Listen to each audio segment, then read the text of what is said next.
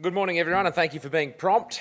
And I'll apologise for being a little bit tardy. We had a slight question and problem over the AV, and we're back. So I hope everyone's enjoying LambEx as much as I am. It's been a fantastic couple of days.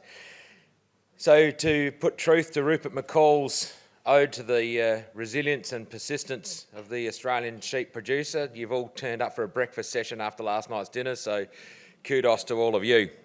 My name's Redden. I will be refereeing this morning's proceedings, and without further ado, I'd like to introduce our first speaker this morning, Dr. Peter Barnard. Peter is an eminently qualified person to speak on the live export issue and was a contributing author to the submissions prior to the recent decision on the LiveX future for Australia. Please make him welcome. Peter is located to my left, and we'll be running the PowerPoint from there. Thank you very much. Please make Peter welcome. Thanks, Chair, and thanks everybody for rising early this morning and coming to this session. You always worry after the gala dinner that you might be talking to yourself in the morning. I'm obviously not doing that. Look, I wear a number of hats these days, and I must emphasise at the outset that I'm speaking to you as a private individual that's done a lot of work in the live trade, work extending over a period of 20 years. And my message to you today is simple. It's about a call to arms.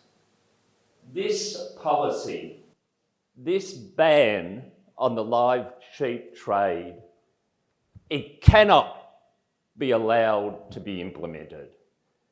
If it is implemented, it'll be the front door to a world of pain for producers. I'm confident, absolutely confident, that if we act vigorously, if we act together, this policy can be overturned. After all, it was this industry that overturned the policy of the US government to ban our imports or restrict our imports of lamb into that country around the turn of this century. How much easier then, rather than reversing the policy of a foreign government, is it to reverse the policy of our current government? Look, my role today is to furnish you with some information, show you how inappropriate this policy is. I will do that by examining each of the four main arguments used by the government and animal activists to ban this trade, and I will refute, absolutely refute, each of those arguments. I will show you how a ban on live exports will result in a deterioration of animal welfare standards worldwide and in Australia. I would demonstrate short-term and long-term the consequences that such a ban will have on producers and other businesses. And then I'll highlight the grossly inadequate compensation package that's been offered. It's a joke. And I will provide you with some actions that you can take going forward. As I said, basically there are four main arguments used by the activists and government to ban the trade.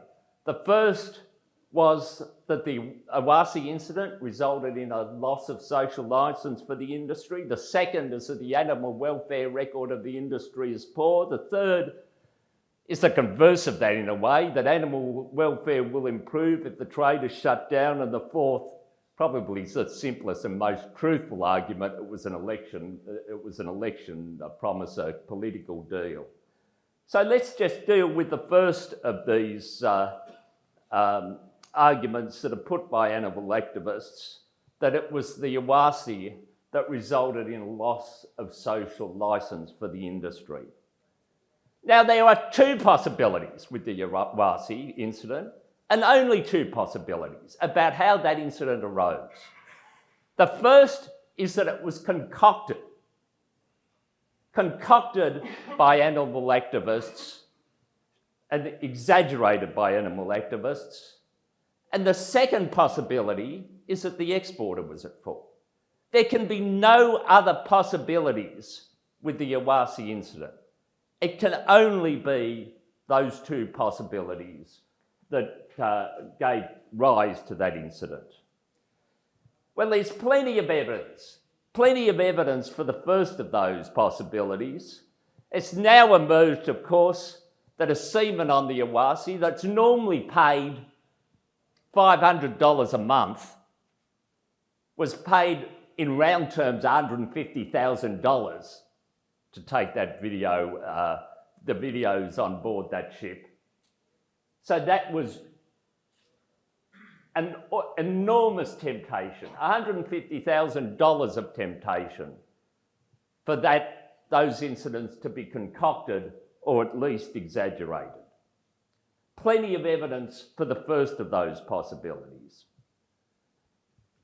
The other possibility, of course, is that the exporter was at fault. Now, do you remember this promise, this solemn promise made by the Labor government when they were last in power in 2011? And that solemn promise was that they never shut an entire trade down again. They'd make exporters responsible for meeting the animal welfare standards on board vessels and overseas. The first time they're back in power, what do? That policy goes out the window, that solemn promise gets shoved to one side, and again they ban an entire trade. Of course, the government did suspend the licence of the exporter involved for 3 years, but why not a lifetime if there was great evidence to support the alleged animal welfare abuses on board the vessel? It's a lifetime sentence for the industry. That's what the government's dishing out, but only a 3-year licence suspension for the exporter. One suspects that the evidence did not exist to impose a significant ban on the exporter. And the government knew that, and it would be overturned by the courts.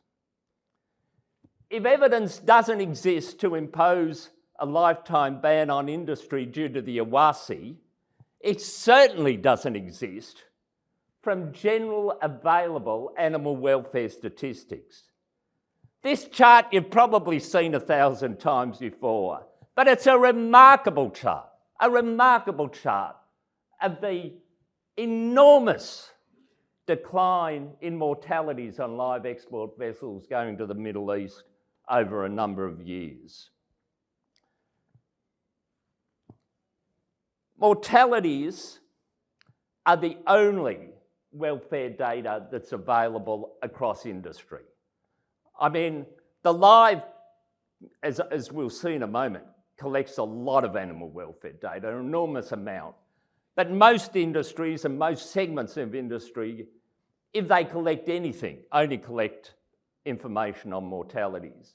And you see, when put on a comparable basis, mortalities on live sheep shipments are far lower than they are in road transport and lower than they are on farm. They're good everywhere. I mean, mortalities are low everywhere, but they're particularly low on live exports.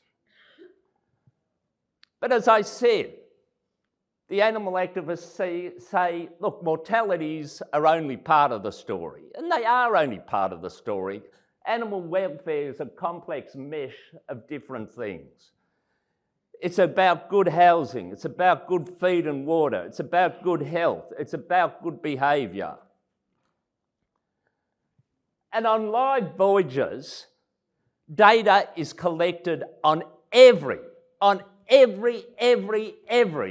aspect of animal welfare. On a voyage to the Middle East, typically about 6,000 individual items of animal welfare data are collected on temperatures, on humidity, on feed and feeding behaviour, on water, on sea conditions, on panting. I mean, you name it. It's collected on live voyages. An enormous amount of data. And with that enormous amount of data collected that's all available to government, there's been no concerns, no significant concerns on any aspect of animal welfare. Just to show you the length of data collected, would you believe this? We even collect information. Experienced vets go in and try to assess the general demeanour of animals, the emotional state, if you like, of animals. And you can see that on the first day of the voyage, they tend to be active and alert, and then go settle and content for the rest of the voyage. But look, a picture is worth 1,000 words, isn't it? A picture is worth 1,000 words, more than any data can ever convey. And what I'm going to do now is to show you every picture taken over the last 2 years by independent government officers, independent observers that go on every shipment and they take pictures of the conditions on that shipment. Now, I'm going to go through these very quickly, obviously, but you look at them and ask yourself whether there's anything in these pictures that would justify a trade shutdown. If there's anything in these pictures that indicates appalling animal welfare conditions on these vessels. Of course, in some of these pictures, the sheep are a bit bunched. That's because there's a guy out front taking pictures of them. But there's nothing in these pictures, nothing whatsoever, to justify the government's decision. Now, it's the government's own officers taking these pictures. It's not the industry. It's not animal welfare activists. They're completely independent pictures of the conditions that exist on a live export vessel. Every picture taken by these independent observers over the last 2 years. The final argument of the activists is that animal welfare will improve with a trade shutdown. But we've got to ask ourselves, where will animal welfare improve? Are the animal activists saying that animal welfare will improve globally, or are they saying that it'll improve in Australia? Well, it's clearly the case that animal welfare won't improve globally. I mean, Australia has the strictest regulations in the world, and they're regulations that insist that an exporter is responsible for meeting the animal welfare standards of the animals, even when they're in overseas countries. And because of that, because the exporter, the Australian exporter is responsible, the industry and the exporter puts an enormous amount of effort into ensuring good animal welfare conditions exist throughout the voyage and overseas. It invests in standard operating systems and work instructions, enormous amount of investment in training people overseas in livestock management, in processing techniques and so on. And it even invests with improving infrastructure, round ports, in feedlots and in processing plants. Don't believe what we say about the impact of these investments. Believe the OIE, the international organisation. And the OIE says Australia deserves a big tick, enormous kudos for the lengths it goes to in providing that investment, providing that support for animal welfare standards overseas. So it's clearly not the case that global welfare standards will improve as a result of the trade shutdown. And even the animal activists sort of have given away that argument. But they sort of say, well, our animal welfare standards will improve in Australia with a trade shutdown. Now, what's the evidence for that? You've seen the conditions on board the ship.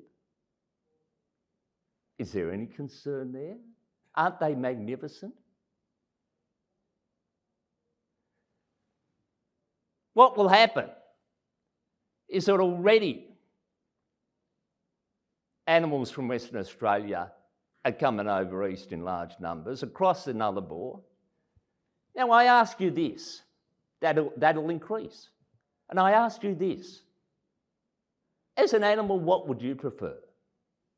As an animal, what would you prefer?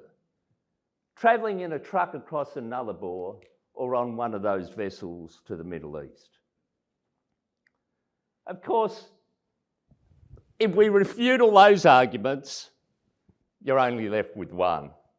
It was done for political expediency. And what's emerged is that there was a deal done between the government and the Animal Justice Party, basically a deal to inflict damage on producers and shut down the live trade in Western Australia. So what does this mean for you?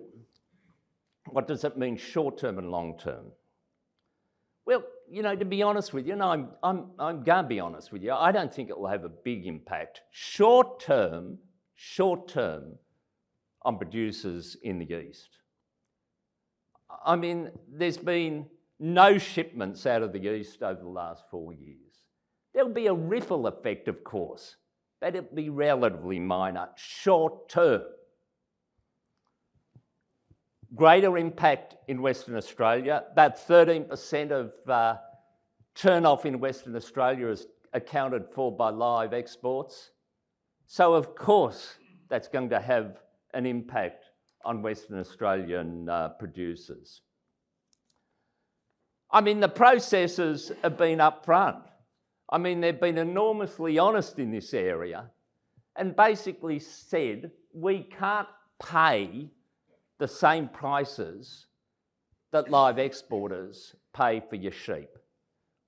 We pay about 15% less than live exporters. Enormously honest. You're going to take about a 15% cut in prices for some of those older sheep.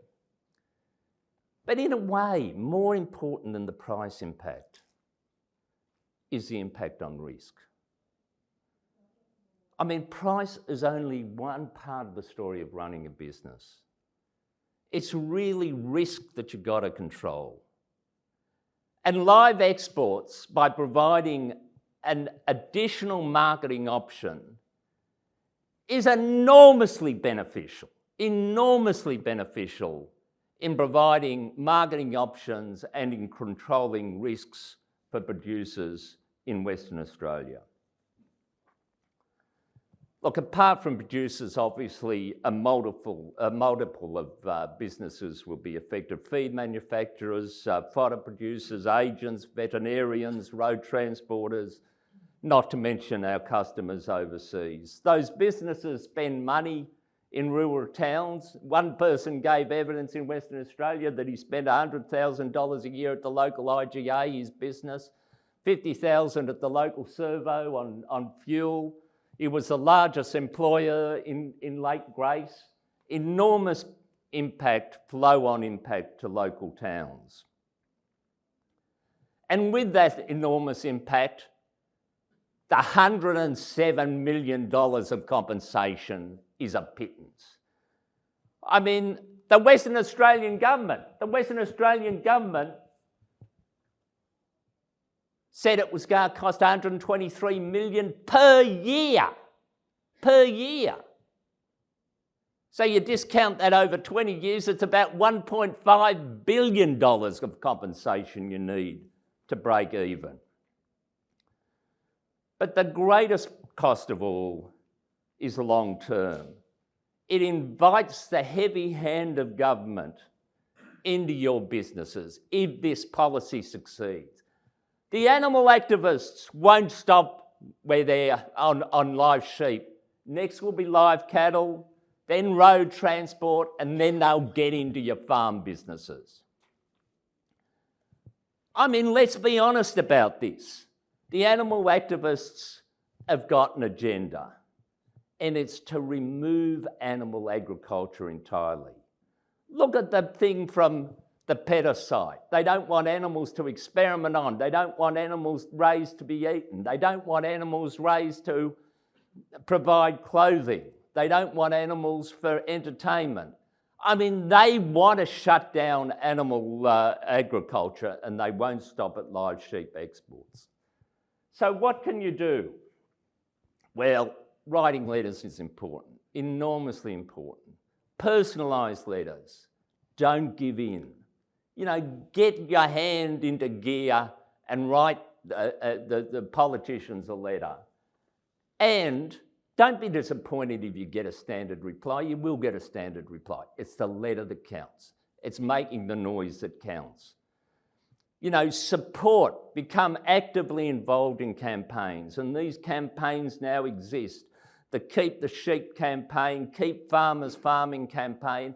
It's enormously important that you become involved in these campaigns and we make a concerted effort to overturn this policy.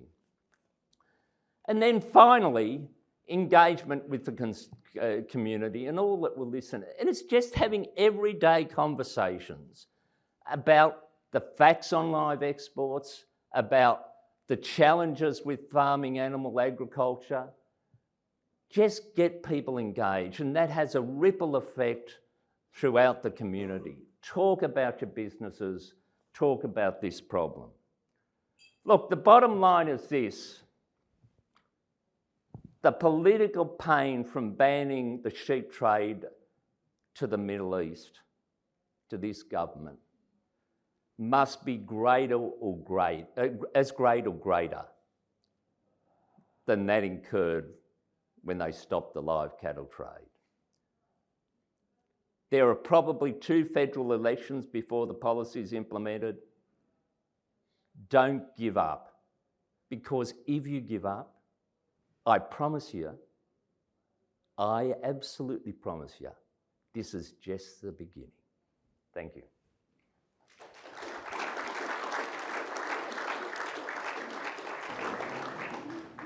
Thanks, Peter, for your passionate voice in advocating for the sheep producer and the industry at large.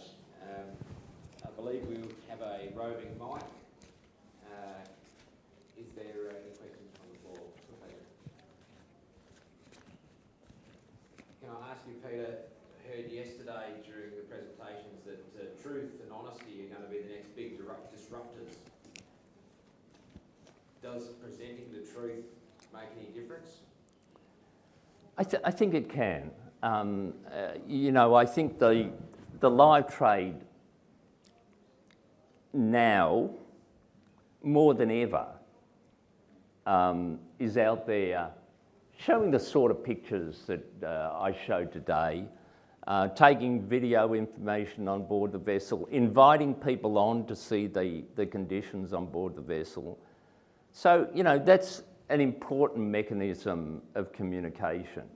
You've got to be careful though, because, you know, the truth always is a two-edged sword.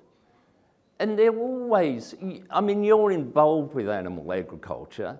You know that there's always issues if they're selectively taken. So you've got to be careful that there isn't selective misrepresentation of the facts. So it's about showing the whole picture rather than being selective, as animal activists are. Any other questions from Peter from the floor? Yes? Do we have a mic, or would you like to just stand up for a second? Yeah, I'm Adrian, farmer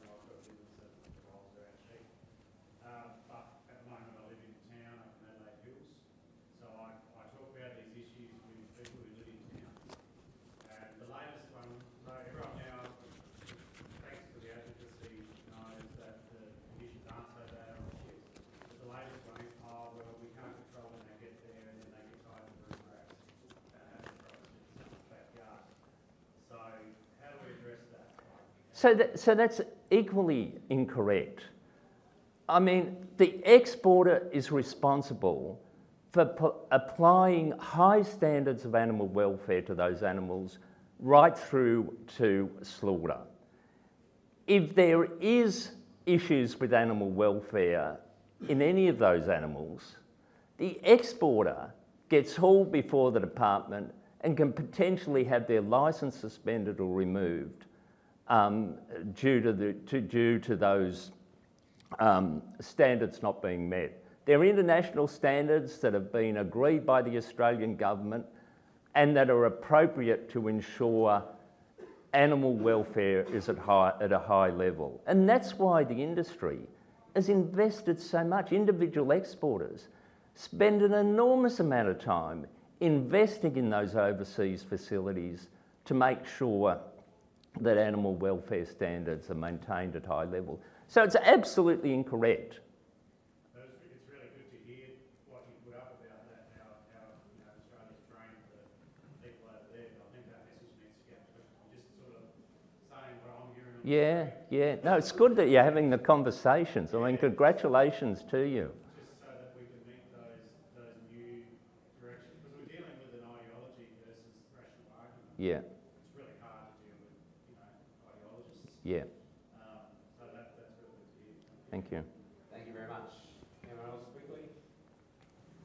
Yes.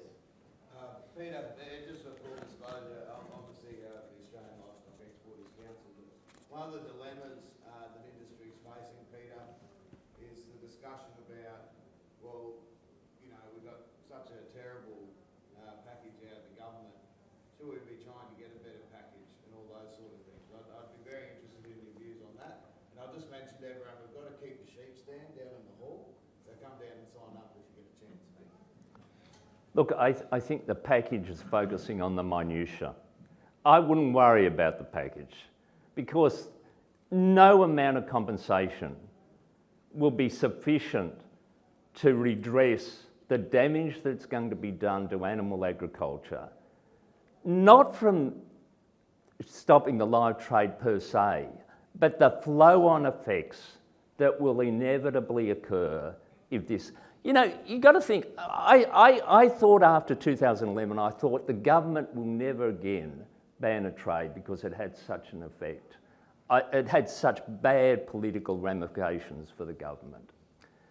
I thought they'd choke it off. They'd just regulate it out of existence. But they haven't chosen that path. And why haven't they chosen it? Well, partly because of the political deal they did with the Animal Justice Party, but partly because it provides energy to the activists. I mean, the activists are going to get so much impetus if this policy is implemented. And as I say, they're not going to stop there. I mean, they're not going to stop there. They're just going to jump onto the next thing then, and that will continue. So don't worry about the compensation package, fight the big battle. Thanks, Peter. Industry rollercoaster ride. I'll turn that round, that does give you some info. Looking at what's happened in the Australian lamb industry over the last 12 months, but more importantly, I think, looking at what's going to happen or what we think is going to play out over the next 12 months and into the near future. Now, here we are. I've got to put this up as a disclaimer because that's what our legal team tell us to do. So you've all read that? Good. Just a little bit of background for those that... a little bit of background for those in the room that may not know about Rabo and where I sit and why you're wondering why someone from Rabobank's up here talking to you and I'm not a banker. Rabobank, outside of the Netherlands, where in the Netherlands it's the same as a CBA, ANZ, etc. Outside of the Netherlands, it's a completely food and agri-focused bank.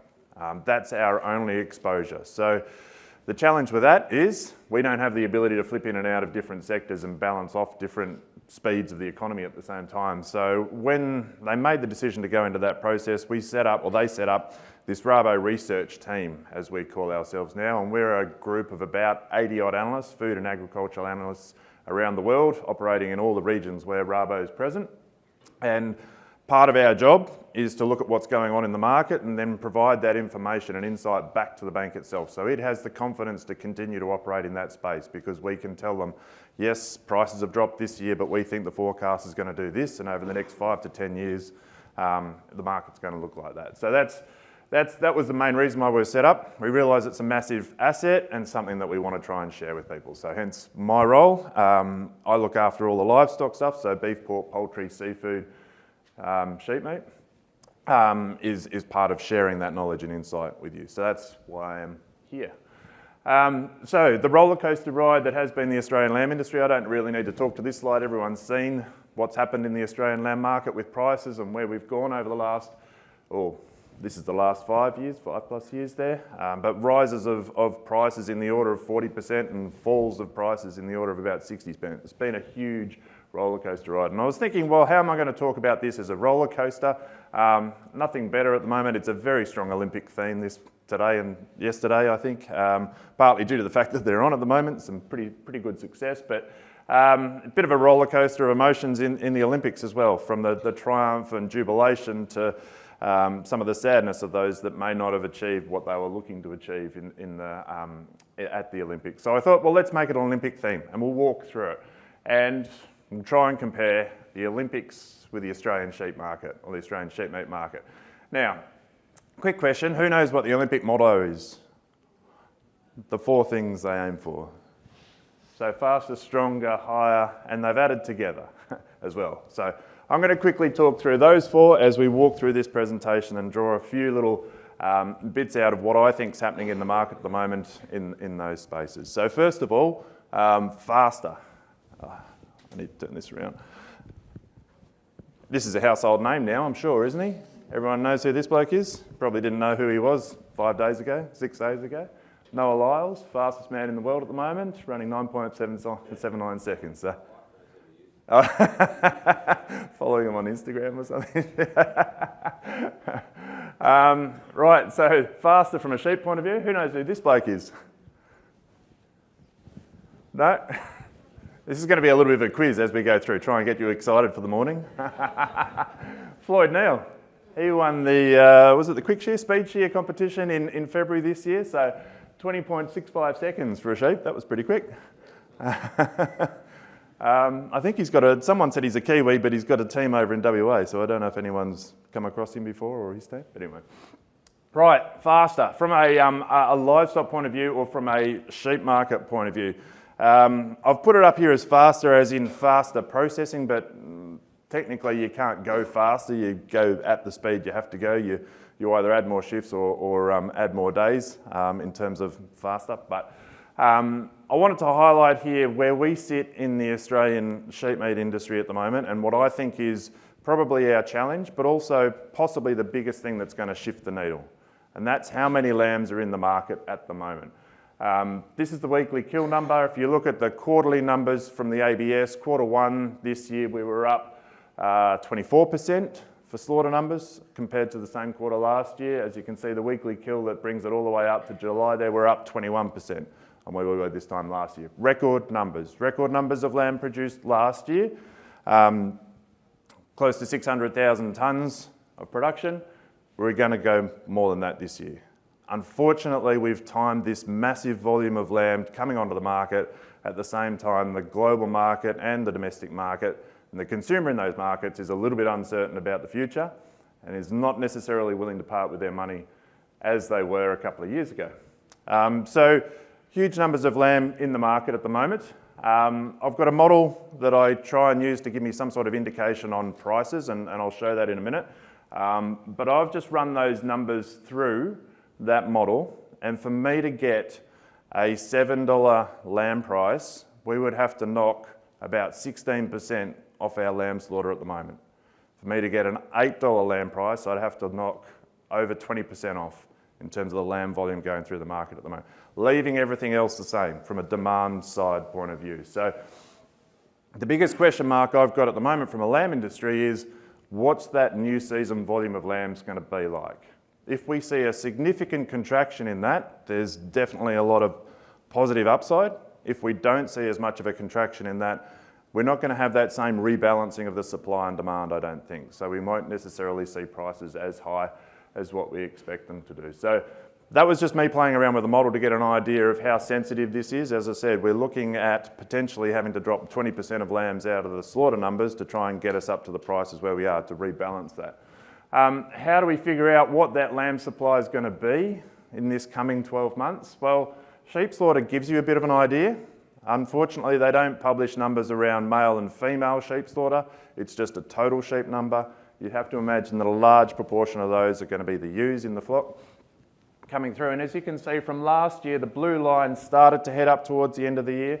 And then the orange line through the course of this year has been up at or above that 10-year range. So again, some very high numbers of sheep coming through the system.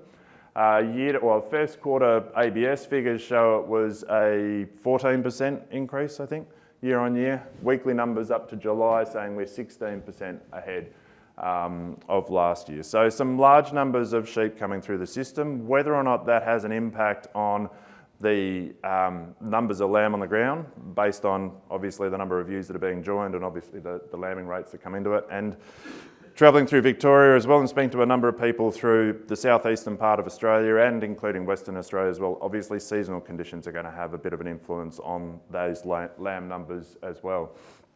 So I started playing around and say, well, okay, if sheep numbers change that much, how much of a change do we generally see in lamb numbers as a result of that? Now, granted, history is not necessarily a complete predictor of the future, but it can give us an idea of some of the relationships we see from time to time.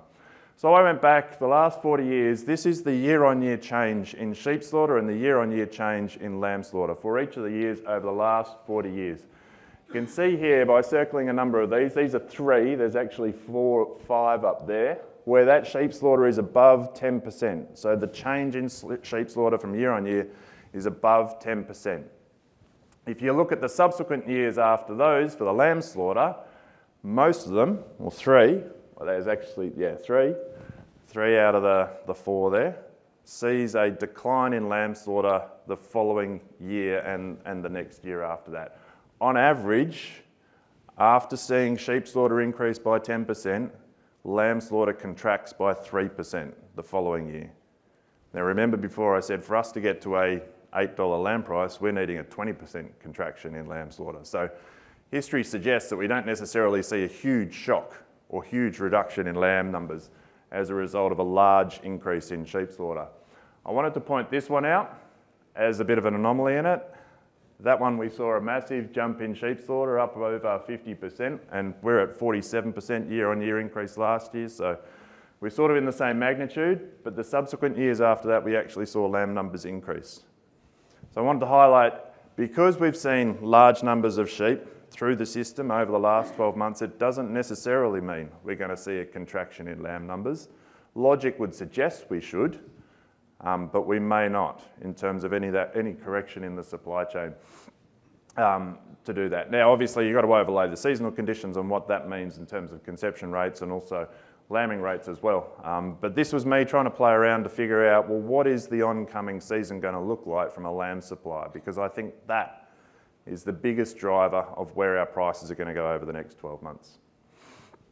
So jumping to the next Olympic motto then, stronger.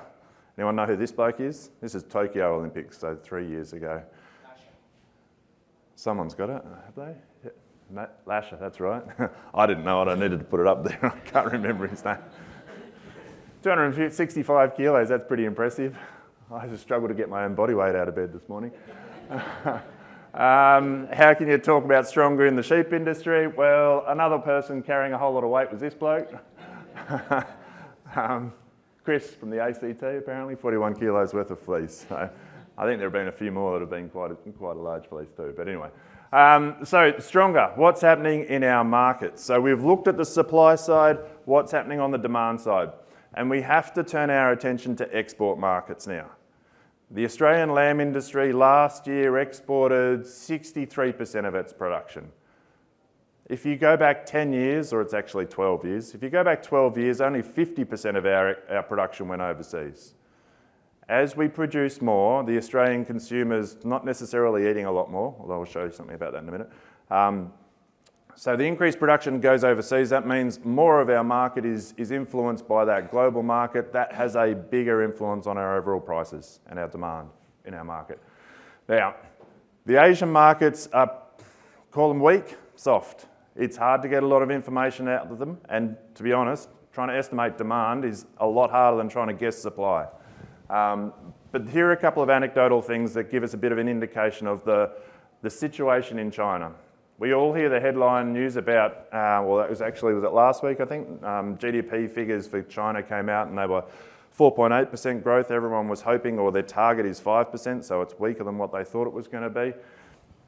This is Haidilao, one of the largest hot pot food service chains in China. You can see there the blue line, which is the average turnover rate, table turnover rate. As the COVID restrictions were removed, people have started going out. We've started to see that line pick up again. More people are going out and visiting restaurants. Great thing. The orange line, though, is how much they're spending. And you can see for the last couple of years, that spend, average spend by customer in that restaurant has been declining. And that's a pretty consistent theme across the board. My counterpart in China, Shenzhen, continuously is talking about that consumer that is more active, but they're looking for value. They don't have much confidence in going out there and buying a lot and paying a lot for it, unlike a couple of years ago where they were quite happy to chase that price up. Now they're being a lot more cautious about what they're spending. They're looking for the discounted product. They're looking for the value-based items. Haidilao's not the only one. Here are a bunch of other Chinese-based food service operators. You can see the 22, 23 numbers. We expect the 24 numbers are following the same trend. This is the spending per capita per meal. You can see in 2023, across all of them, the spend per capita per meal is dropping. People are going out, but they're not spending as much. And that means that that price in that market is just not pulling the product through the system. So that's China. The other Asian markets are similar from what we understand. Some of them are slightly better, some of them are slightly more sensitive. Japan had massive stocks. From a beef point of view, they've managed to wind that back, but again, the consumers are still pretty hesitant about buying things at the moment. The positive news is what's going on in the US market. Now, it's not positive from this point of view like the beef guys looking at it and seeing that US trim market go through the roof. It's positive in the sense that at least prices are holding. Our volumes to these markets, or volumes to the US, are up 45% year to date. So we've sent, and I think it's actually the largest volume we've sent to the US to date in history. So huge volumes going to that market, yet prices are staying the same. Or in the case of, the green line there is the average imported chilled price, the blue line's the average imported frozen price for Australia. The frozen price has gone up 3% this year. So at least prices are staying the same, even though we're pushing record volumes into that US market. That's encouraging. The other question I had, the US are pretty good because they break it out by cut. I did this for a few cuts and then that one turned up. The leg prices, the frozen leg prices. I thought, ooh, that's interesting. Why did that jump so much? So as a good analyst, you sort of go, well, that's a bit odd. I'll have to find out why that's doing that. And then I thought, well, let's just check our domestic consumption numbers. What's going on at home here? Because unlike New Zealand, there are probably a few Kiwis in the audience, I think. Unlike New Zealand, even though I said 60% is going overseas, we've still got a very big domestic market. Unfortunately, if I was putting price numbers up there for New Zealand, and Jen over in New Zealand is constantly asking me why Australian prices are going up and why aren't New Zealand prices going up, but they're still seeing some of the lowest prices they've seen in the last 10 years. But they've got a huge exposure to China and a fairly large exposure to Europe and don't have a big domestic market. Unlike us, in the last 12 months, when we look at the lamb retail price, we can see lamb retail prices have dropped, I think it was 16% for the last 12 months up to Q1 this year. The blue line there as it came back down, obviously following livestock prices a little bit delayed through the system. If I work out a per capita consumption based on a very crude calculation of total production of Australian lamb, less exports means that's how much we're consuming here divided by the population, we actually see that the per capita consumption last year picked up It went from 7.75 kilos to 8.05 kilos, which was interesting. We saw yesterday, Brett Stewart put up a correlation between GDP and consumption. Generally that holds, I believe. You know, economic activity, wealth, etc. does have an influence on people's buying habits, but what I've found in terms of per capita consumption, it's much more strongly correlated to household disposable income. How much money that consumer's got in their pocket determines how much they're willing to spend on that product. Price is important, but not quite as strong as income. People are willing to pay higher prices if they've got more income. So that's an interesting thing for me, because at the moment the Australian labour market, while it is easing, is still pretty tight. We've got real wages rising faster at the moment, or wages increasing faster than inflation rates. So that consumer's still holding in terms of the availability or the income they've got in their pocket. So everything's delayed in numbers lands, but hopefully when the new numbers come out and we see the Q2 production figures and we can rerun this number, hopefully that trend continues. Because if that does, that provides us a little bit more stability on the demand side. So hire, the next one, hire. And again, another household name that's suddenly turned up in the last couple of days and everyone's talking about her.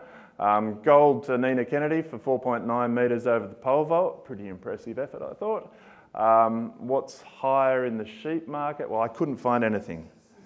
And interestingly, when I was having a bash at putting this presentation together and sitting in our Hamilton office, and I said, what can I put up for the sheep industry that says higher? There are a number of suggestions. Snoop Dogg turned up in one of them. But this is a blue sheep in the Himalayas that lives to 2,000, 3,000 metres. That was my most socially acceptable hire for the sheep market. Now, hire. What is going on with lamb prices in our roller coaster ride and where we are? This is what everyone wants to know. So there's the National Trade Lamb Indicator as reported by MLA. Sale yard prices, what we've seen over the last, 4 or 5 years. As I said, I've got a model that I have put together to try and give me some idea on where the market should go. Now, this model is a historical regression model. It's based on the last, where does it go back to? 2000. It's at least the last 10, 15 years worth of data, and the relationship between Australia's production volumes in the sense of our sheep slaughter and our lamb production volumes, our herd inventory or our flock inventory numbers, the weather conditions, a US import price as an indicator of global strength or the strength in global markets, and a seasonal component. So based on the historical relationship of all those things and prices, it comes up with a multiple regression model and it does that. So everything beyond 2024 is me plugging numbers into this model saying this is, it's me saying, well, if we assume this, this and this for production, season, imports, flock, that's where it's going to go. Now, it's not as buoyant as the one that we saw yesterday, is it? So I think it says this year on average, if you take the average prices from last year and the average prices that the model's spitting out for this year, it's about a 1 to 3% increase. Then there's a much larger, I think 10, 15% increase next year, and then a slightly smaller increase the year after that. I still think it's very positive. You look at this, and I look at this at the moment and think maybe the market is probably a little bit higher than where it should be. Maybe we've seen a little bit of enthusiasm from processors trying to extract the last volumes of lambs out of the market, and we've seen prices go up, and maybe once they see how many lambs are coming into the system in the coming couple of months, we might see it comes back down again. So it's not the $10 or $11, but it's still an increase over time, and come 2027, it's basically saying we'll be back at 8 again. Now, that's what the historical model says. You can see in terms of the accuracy and where the blue line and the orange line have sat in the past. Notably, the end of last year, we saw the blue line drop a lot more than where the model was suggesting. I have no way of putting anything in there around producer sentiment and what the intentions of producers are. And that has a big influence on our market because, anyone from a producer point of view that's trying to offload sheep or buy sheep has a much bigger influence on the sale yard price than a lot of those other factors. So I'm not saying it's gospel, but that's what the model's saying it should be. Now, just the last one that I had, and together it was added to the Olympic motto a couple of years ago. Again, I don't have anything from a market point of view, but I just wanted to talk, that's how many, they call them territories, 206 territories at the Olympics this year. I saw 1,000 breeds of sheep or something like that, I don't know. Together, we're all together. But what I wanted to pick up on was what we talked about yesterday afternoon, and Steve McEachern, I thought made a really good point.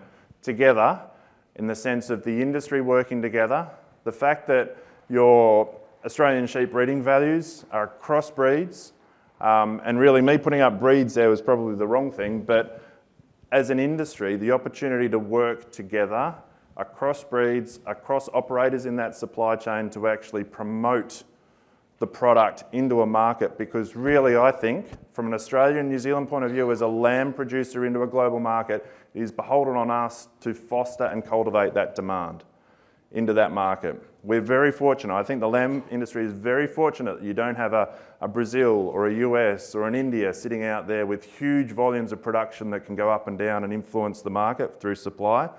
It's the two of us supplying the global market for sheep meat.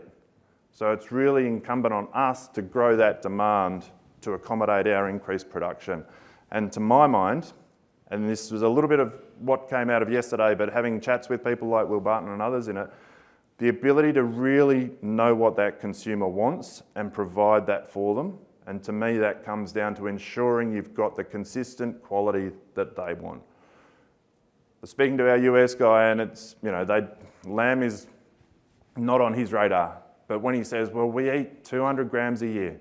If we go into that supermarket and we buy a lamb and it's poor quality, there is no reason for me to go back. But if it's a good quality item, I'll happily buy it again. And you've got to understand that US consumer is used to a beef grading scheme that has prime, choice, select and something else. They know what graded product is. They know that they can go and buy prime ribeye beef and it's going to be the same thing all the time. And if we can't deliver that sort of thing to that consumer, we risk losing them because they're not a committed lamb consumer. We've really got to sell the item. So a scheme that allows us to sell it based on the quality that's going to give the consumer the confidence to go back and buy it, I think it is imperative for the Australian sheep meat industry. And that's not just aiming at the top end, high marble score, if that's what it is, markets, but it's making sure that there's the consistency all the way through and you set the price points for that so the consumer knows what they're buying. I think that way will give the consumer the confidence to buy it, because unlike us in Australia and New Zealand that are pretty welded on lamb consumers, you've got to give that consumer a reason to try something new, and you've got to give them the confidence to know that what they're buying is going to give them the result that they're looking for. So I'll throw that as together. I think I'm out of time, so I'll leave it at that, but happy to answer any questions. Thank you.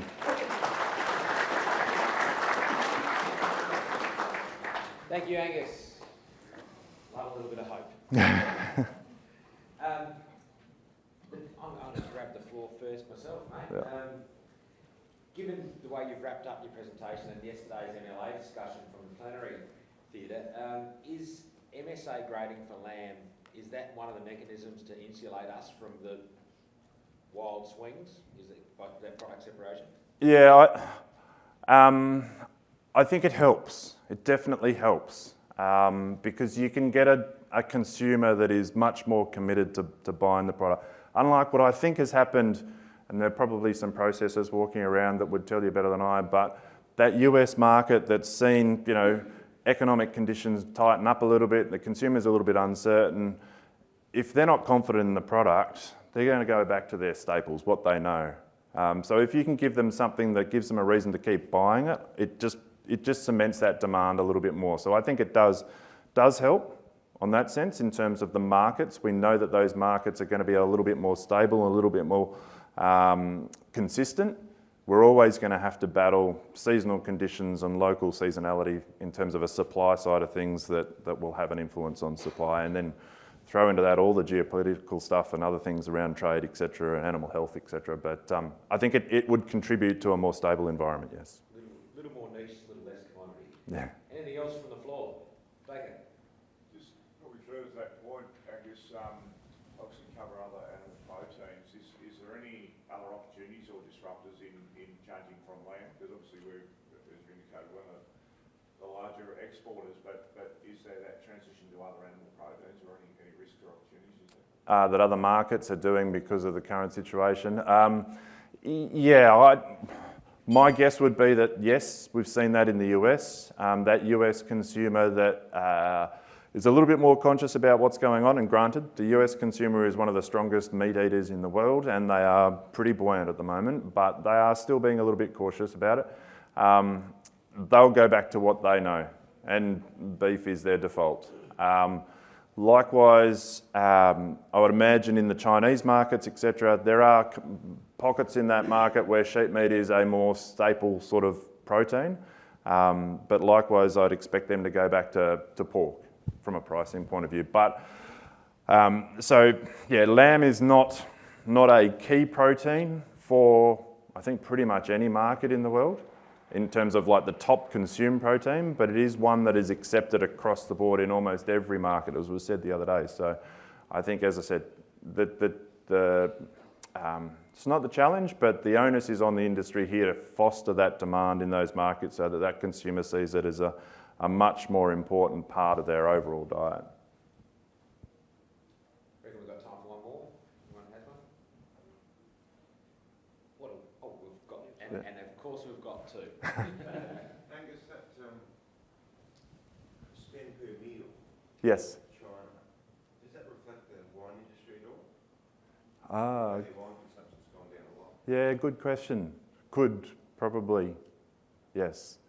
I haven't done a comparison to actually see what that looks like, but I would imagine, that's across the board, so it's not just saying that it's less lamb or less protein or less meat or something, but it's what they're actually spending as they go out. So yeah, I would imagine it'd be a similar situation across the board. The consumer just wants to still go out, but is not willing to spend as much, and that'd be. I'm not aware, let me put it this way, I'm not aware of any one particular food group or commodity that is doing better out of that situation than the other. Can I give you a promise that if you come to LambEx 2026, there will be a graph? And we're going to squeeze in one. Yeah. Thanks, Angus. How much is you focus on numbers, sort of numbers a lot, Yes. rather than sort of volume, but the value proposition for feeding lambs to heavy weights in recent years has been strong. Mm-hmm. All the indications are that this year that won't be so strong. That might be an understatement. How much does that actually impact on things? Like, there's 50% more meat on a 30 kilo carcass than the 20, and there's some subtlety around all that. Yeah, no, it's and I tie that back into the conversation around eating quality as well, and wonder.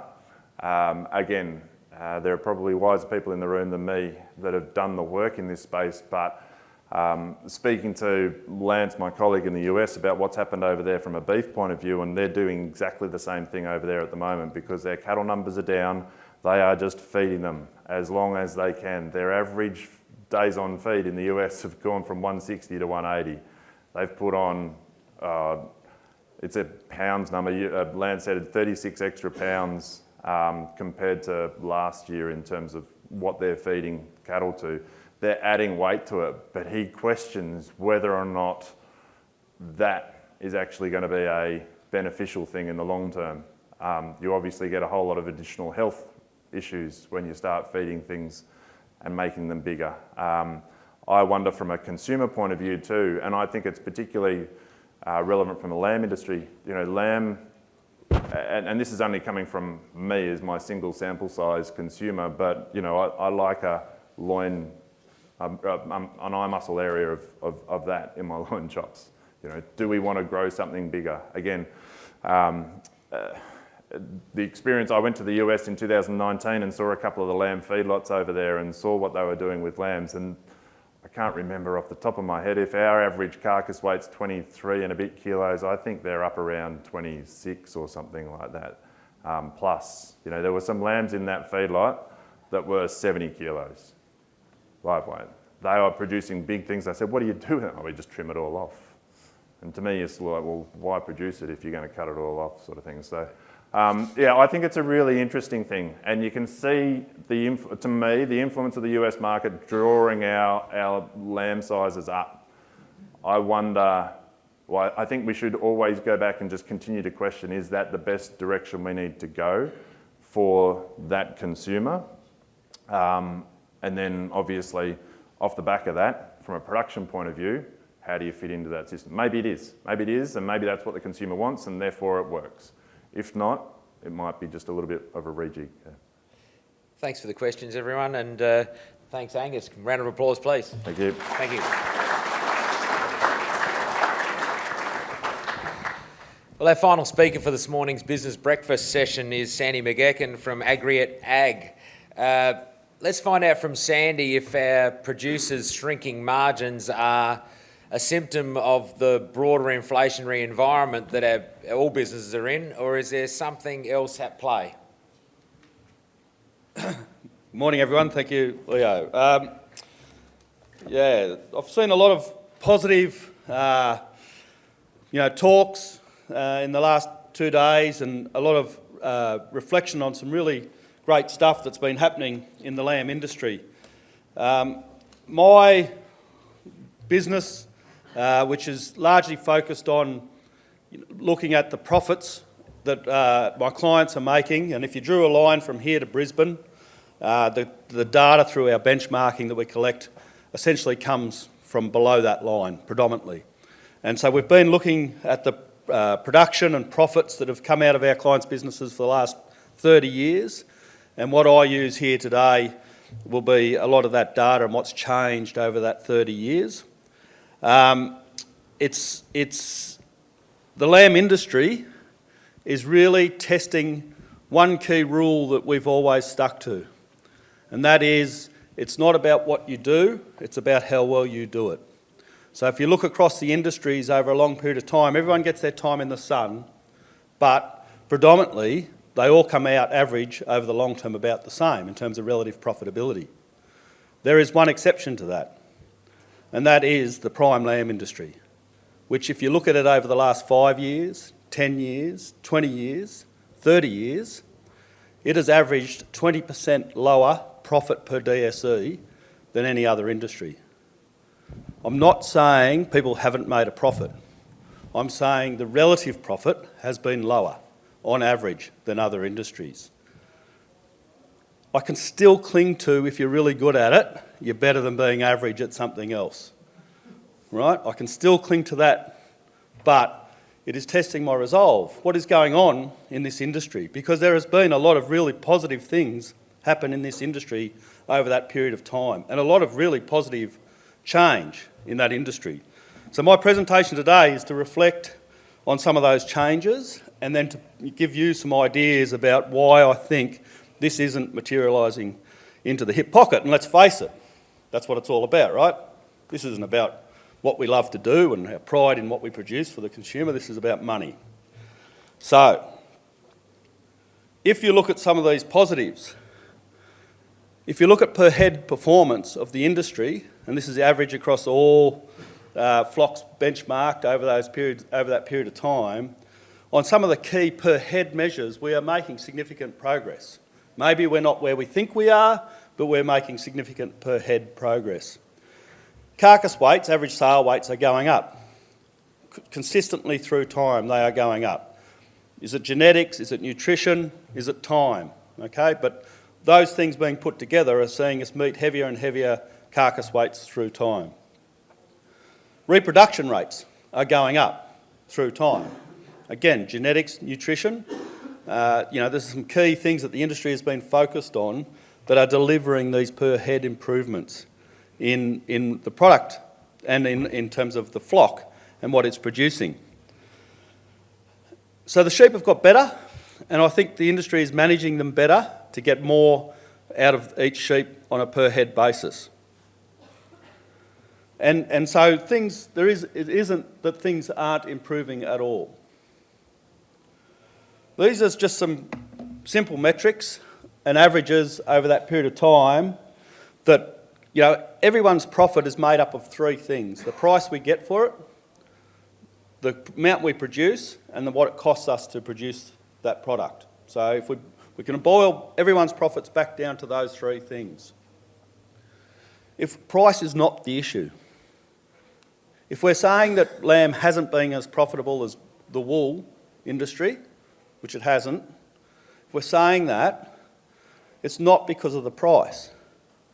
Lamb has, you know, my simple analysis of just nominal compound growth rates in price, lamb has had the strongest, of all the livestock commodities, lamb has had the strongest compound growth rate in price for the last 30, 60 years. Better than beef and way better than wool. Wool's had the worst. But lamb has not become more profitable as a consequence. This graph on the right shows the margin between what you get paid and what it costs to produce each kilo. And so beef has had an average period of, over that period of time, 25 years, the average margin in a kilo of beef has been about 35%. So we keep 35% of what we get paid for it in profit. And those profits are before interest and lease costs, so they're without the capital cost. But they include imputed wages, you know, owner-operator wages, depreciation, all the costs in the business. Beef has had a significantly higher margin on average than lamb, and so has wool. Behind those averages, it's even worse. Because if you look at the beef margins, price is going like that, and the margin is staying, and the cost of production is staying flatter. Those margins are getting bigger and bigger through time, because the beef industry has made some changes and found some efficiencies in what they do. And so part of that increase in margin has been that lower level of rise in cost of production for the beef industry. The lamb industry, the cost of production has almost been parallel with that increase in price. So we've got some issues in the lamb industry that I think the industry needs to resolve in terms of finding productivity gains. Again, it's not that you can't make money out of lamb. It's the relativity. And at the end of the day, if you look at it, and you look at all the expansion, and we look through our database in the expansion of different enterprises through time, that expansion hasn't been in sheep. It's been in beef and it's been in cropping. So the land use change that comes with expansion as you know, businesses grow has predominantly been in other enterprises than sheep. And this is part of the reason. You know, it's because their margins aren't as good, and also it's becoming harder and harder and more and more intensive, which is what I'll talk to when I start talking to the systems. So price is not the issue. The issue is the margin, and that margin's been driven by the cost of production issue. Despite the per head increases, so increased carcass weights, and we've got increased reproduction rates. Despite those per head increases, if we boil that production back to a sort of a productivity measure, so in this case I've presented it as production per DSE, or production per kilo of grass consumed, is essentially what we're saying. It's been slightly trending up, but nowhere near at the same rate. It's been relatively flat. You know, we're still around 8 to 9 kilos of lamb per DSE on average through the businesses that we look at. This is not something that's easy to break. Now, we do have clients, and I'll talk to the systems that generate higher production per DSE. We do have clients that do consistently do better than this. But alarmingly, I would have thought a sheep was more feed efficient than a beef, than a cow. Now, sheep are supposed to be more feed efficient than cattle. But that level of production per DSE is lower than the low end of what we see the beef production numbers come in at. On a live weight, that's on a dressed weight basis, so 8 kilos of lamb dressed weight per DSE. On a live weight basis, cattle regularly do about 20 to 24 kilos of lamb per DSE. That's comfortable. That's the comfortable range. You know, the low end 20, the top end 24. I would say 80 to 90% of producers in beef fall within that range. The average for lamb on a dress weight's 8, which is on a live weight's about 17. But it's not because the sheep aren't more feed efficient. it's because we haven't got as feed-efficient systems in the sheep industry. Okay, and so if you go away, if I send a message home today, it's about going back and thinking about, well, what's the most feed-efficient system rather than what is the best sheep? Because that's the thing we've got to find a solution to, I believe. So we want to address this, I think, if we want to improve profitability. Some of the things that have been going on through the period of time, and I'll talk to that graph on the left at the end, but as time's gone on, we've got this continual higher weight, sale weight going on. And I'm not sure if it's chicken or the egg, right? I'm not sure if it's because that's what the industry is demanding or it's because that's what we've been able to do. But over time, we have seen that progressively higher sale weight. I'll circle back to it, but the real implication of that is on the left there, growth rate to sale, how long it takes. So I mentioned that, it's genetics, nutrition and time. Well, guess what? Time is probably the one that's contributing significantly, and time is the one that's got the highest cost that it comes with. So when I come back and talk to that graph, I'll be talking about, sure, we can get to high weights, but what's the time taken to get there, and how does that impact the system? Use on permanent vacation. This is less and less of an issue, but when I say use on permanent vacation, what I mean is a very per head focused operation where we know nutrition will solve a lot of problems. If we look after the ewes better, if we feed them better, but if really we want to get that production per DSE up, we've got to have the ewes working. And the better operators spend a lot of time focused on optimums rather than maximums. And so I think there is a large portion of the industry, but I could say that about the beef industry as well. There is a large portion of the industry where, the animals aren't working, and I don't mean, I mean finding the optimum, I don't mean overworking them. We've had a very reproduction-focused view of genetics for the last 20, 30 years, I believe.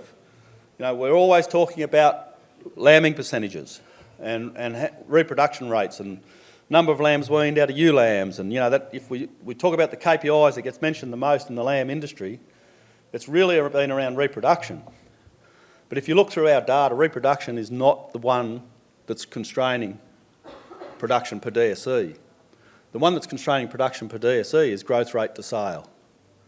So whilst we've been focused on something that's very tangible and something we can talk about quite easily, that growth rate to sale, not actual sale weight, but how fast they got there, has been the key item. And I think that's been overlooked a fair bit in the selection of genetics over the last 20 years. We have a fascination with these more lambs from ewe lambs. There's uptold worker, how we get a better job. We've got to have them. That's unfortunate, but they are the weak link in the system. The ewe lamb in a prime lamb production system, and I should clarify, I am specifically talking about crossbred prime lamb production systems. I'm not talking about the surplus sheep meat coming out of the wool industry, right? I'm talking about specifically prime lamb production systems out of crossbred sheep. The ewe weaner is the weak link in the system.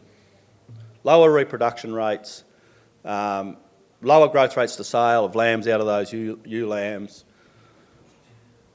Why aren't we focused on just having less of them? That's the key metric with ewe lambs. How few I need every year to replace my flock. What can I get that number down to? Okay, rather than how do I get more out of them? Because it's expensive to get more out of them. What I should be focused on is how to have less of them first. More out-of-season production, again, that growth rate to sale, and really no labour efficiency gains in the industry. So in the prime lamb industry, we've been talking about the same numbers of DSEs per labour unit for the last 20 years. 7 to 10,000, 10,000 being the top end of the range, DSEs per labour unit, inclusive of shearers and crutches. We've been talking about that number largely. It's trending up slightly, but largely for the last 20 years. In beef, 20 years ago, I was talking about 10,000 DSEs per labour unit, then 15,000 DSEs per labour unit, then 20,000 DSEs per labour unit, then 25,000 DSEs per labour unit. Right? And people consistently doing that level of labour productivity in cattle. What's that say? Cattle are less labour intensive, or the production systems we've got in cattle are less labour intensive. From a farming point of view, that is gold. You know, if I want to expand and I don't have to employ someone, I mean, most of you are introverts. Most of you don't like talking to people, right? So the idea of expanding my sheep enterprise and employing people that I have to send, you know, talk to every morning and ask them how they're feeling, I'd rather not. If I'm in cattle or I'm in cropping, that's just not the same issue, right? And that is an advantage those industries have got, and we don't have that in the prime lamb industry. So that graph on the left, and I've done this for clients in Tasmania, Victoria, New South Wales. I've done it in under irrigation, dry land, everywhere I've done it. It varies slightly based on when your season starts and when your season finishes, like what is your pasture growing season. But essentially we get this same picture. Any lamb turned off at the end of your spring, November, December, or September, October, November, December, any lamb turned off at that period of time is likely grown at around 300 grams per day to get to that weight. As soon as we get past that, that growth rate to sale number drops off dramatically. So as soon as we get out into the summer, autumn, and then the next winter, we are pulling those growth rates to sale back to sub 200 grams per day, because we go through this period where we're waiting for the next bit of quality feed, or it's been hot, or whatever the issues are. But that is, I can repeat that graph. I could almost draw that graph for the next person without going and getting their numbers out of our benchmark data. It happens time and time again. As we've chased up these higher weights, and as we're chasing these higher weights, and as the grids move, we are getting more and more pressure to get it to, the ideal would be if we could still turn off 16 kilo carcass weight lambs from a cost of production perspective, because we could lamb quite late, we could race them up to the sale date on, the week before Christmas, have them, 80% of them there on that date and gone, and our growth rates to sale would have probably been 350. And then from then on, we're just concentrating on next year's crop, running more ewes, doing a better job with those ewes. As soon as we drag this out, we're spending most of the year worried about last year's crop. We're well into the next autumn, winter, dealing with last year's crop of lambs. They get the priority feed. They get the extra costs that go into the pastures and things like that. So that issue of not being able to maintain growth rate to sale past the spring is where the industry's got a real problem. And it's where a lot of these costs of productions are coming into the industry.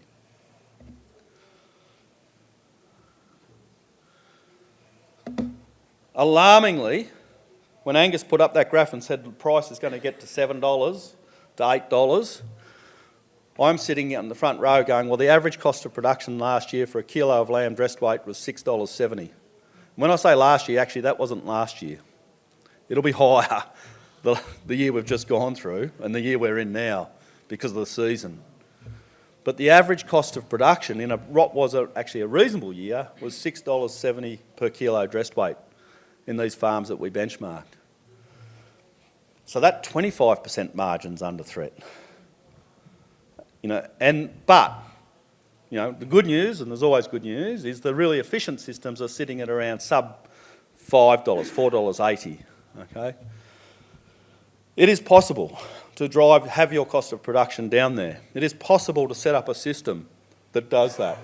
It is possible to have that 10,000 DSEs per labour unit, 11.5 as opposed to the 8 to 9 kilos of lamb per DSE, 130% lamb's wean per ewe joined, and 280 grams per day growth rate to sale. That's possible. Interestingly, that 280 grams per day growth rate to sale, most people would laugh at that. I think the Kiwis wrote a book about approaching 400 grams per day 30 years ago. We think our growth rates to sale are better than they are, generally speaking. The average in our database is sitting low 200s growth rate to sale. So 280 is actually very difficult to maintain. And the system that seems to be able to do it the best is I lamb as late as I can, but early enough that those lambs are gone by Christmas, essentially. or by the end of my season. 80% of them gone by the end of my season. It has become a sprint. And that 6-month period from late pregnancy to that date is so intensive, you cannot afford a week to go wrong if you wanted to deliver this.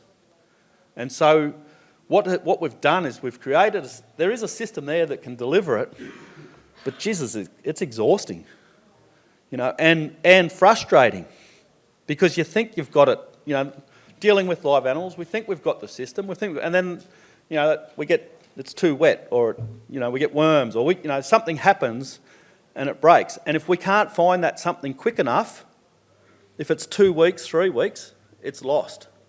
Because as soon as they don't make it on that date, we're into all the next season's problems in that growth rate to sale. So we can do it, but it's a sprint. And for the people who are doing it, and the people who benchmark and look at the other benchmarkers in their groups who run beef, and they go, I'm exhausted doing this. It's so intensive, I'm exhausted. And I look across the room, and I've got a bloke there in a big Stetson. I don't smoke anymore, but, you know, he's relaxed. You look across and you go, why am I doing this? Why do I have to work so hard just to be competitive with what's on the other side seemingly looks like an easy system? And it is, by comparison, a lot easier. So it's possible. There is probably only one system that I'd recommend for it, and that is, you know, selling to the bottom end of the domestic market in December off as late a lambing as I can to get there. Right now, obviously we can't all do that, but we won't change that quickly. Where are the opportunities? If we look where the costs are, so this is the cost per DSE broken out into categories. The green is labour and labour related. If I employ someone, they've got a car, you know, I've got to keep them actively, gainfully employed, so there's some costs that go with that.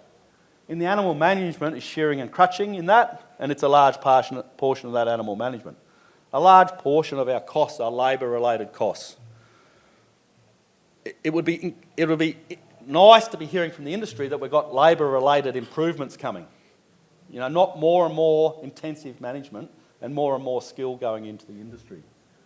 So we need to do some things. The replacement new is an understated cost, because that's actually the cost of it, as in how many dollars I spend.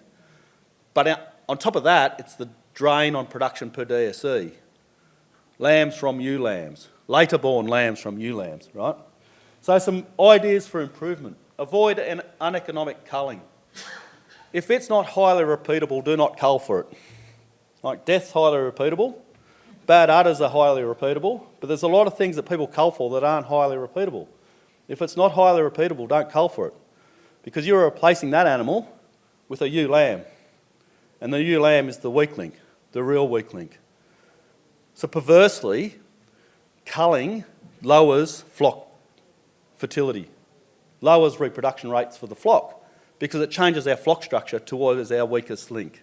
So we'll try and avoid it. Shearing and crutching, it is embarrassing, I think, especially in the primary industry where the wool's not worth much, that we can't find a solution to this that's more cost effective than having highly skilled individuals do it. We need something to, and I think it's embarrassing that we're turning to genetics to try and find that solution. That'll be the most expensive solution, genetics, because it'll come with opportunity cost. We could be focused on getting on the income side with the genetics. We should not be trying to solve cost-based problems with genetics. The genetics should be focused on the income, right? Let's find a way to rip the wool off them at a quarter of the price of what we're doing it now. Take the skill out of it. Find a way. I think it's embarrassing for the sheep industry that we haven't done that. We need real-time monitoring. If we're in that sprint and we can't afford a week to go wrong, 3 weeks to go wrong, it's not a visual thing, is it? You know, it's a thing where if we don't have the real-time measurement coming, so that OptiWay thing or something like that, or the next thing that's like that, some of this technology that comes along that can give us real-time monitoring to pick it up before we visually see it, because when we visually see it, it's too late. We've lost it. I think that's a real opportunity in the industry because we're dependent on that sprint at the moment. We need to simplify systems. We need less people involved, less intensive if we can. So we need technologies that will allow us to simplify. Gee, it'd be good if we could go out and spray for worms, wouldn't it?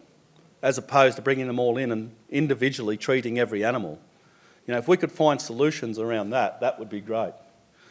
The better pasture utilisation and perennial pastures, avoiding annual because that's high cost, they're smaller items, I believe. I had a number of iterations of this and I didn't quite know who the audience was. Interestingly, even though lamb has been the least profitable, it is not the one where we're struggling for people to keep participation in. Like the wool industry, which has been more profitable than the lamb industry, has more trouble keeping people in it than the lamb industry. You are a positive bunch of people. I love your optimism. But surely the whole thing would be better if we made more money, right? So I think as an industry, my key message is, I know there's a lot of per head stuff going on and it's good stuff. It is worthwhile stuff. But we've got to, as an industry, look at the systems and we've got to think about our ways that we're going to break this apart and generate systems that really deliver a lower cost of production through time. Thank you.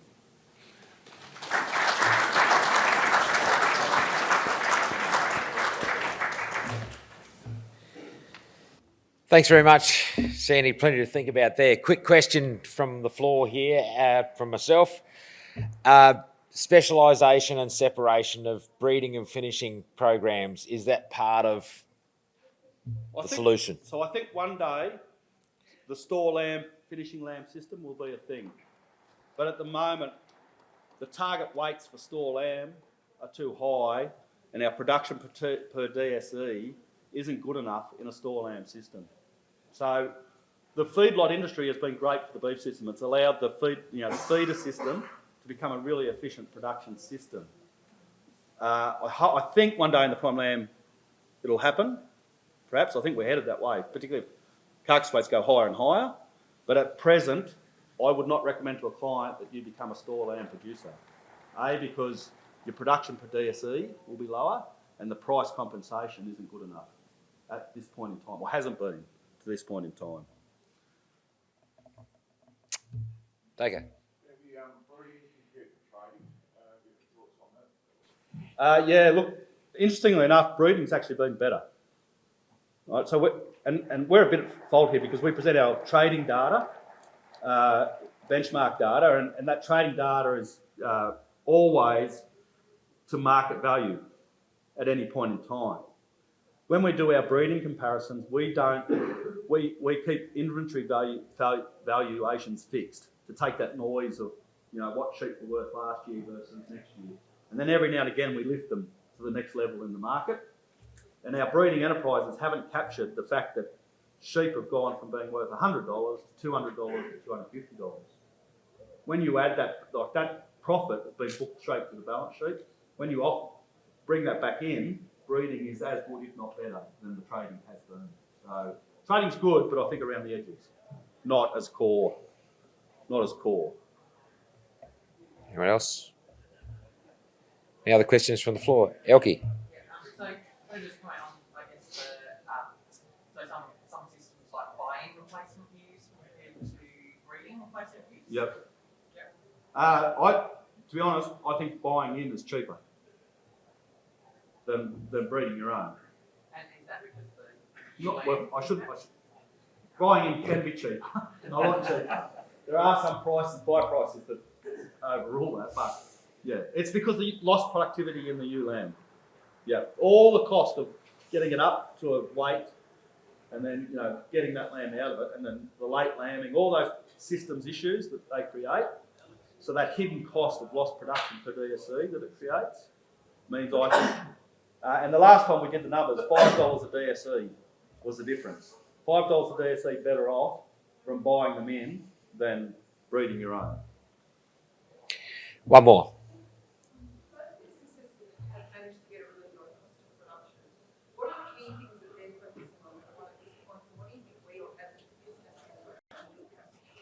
Yeah, so I think the big items have been minimising ewe lambs. So trying to drive that number of ewe lambs, the percentage of ewes joining, below 15%. It's actually not that easy to do. And then that lambing date, so where is the right date, and that gives me enough time to get most of them to that target market, and then it's that growth rate to sales sprint. Yeah, like work, for instance, worm egg counts. You know, if we've only got 3 months to get them there, often that the lag time of a fortnight is too much. So we're putting in prophylactic systems to avoid any risk of worms. Because if it happens and we miss, and it's a huge issue. We need more drenches coming. Don't worry about marketing this land. Give me more drenches. I want to abuse the ones we've got. We just need another 5 coming. Thanks, Sandy. Thank you, everyone, for your time this morning. We are slightly over, but you've got a little break before the next plenary. We're coming into the last quarter of LambEx 2024. We've got a big tailwind behind us, and we are going to blow your mind before lunch. Have a great day.